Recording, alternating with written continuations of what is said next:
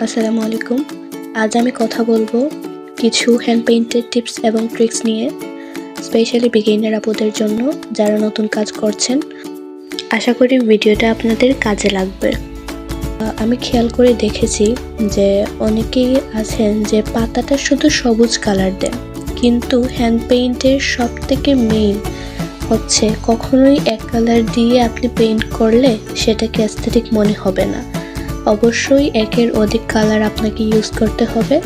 যেমন আপনি দেখতে পাচ্ছেন আমি পাতার মধ্যে সবুজ কালারের সাথে হলুদ কালারটা ইউজ করছি, যার কারণে কালো কালার শাড়ির মধ্যে আমার পাতাটা অনেক বেশি ফুটে উঠেছে এবং দেখতেও আকর্ষণীয় লাগছে।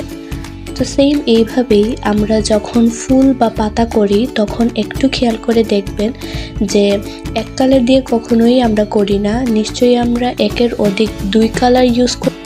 ভালো থাকবেন, সুস্থ থাকবেন, আমার জন্য দোয়া করবেন। আল্লাহ।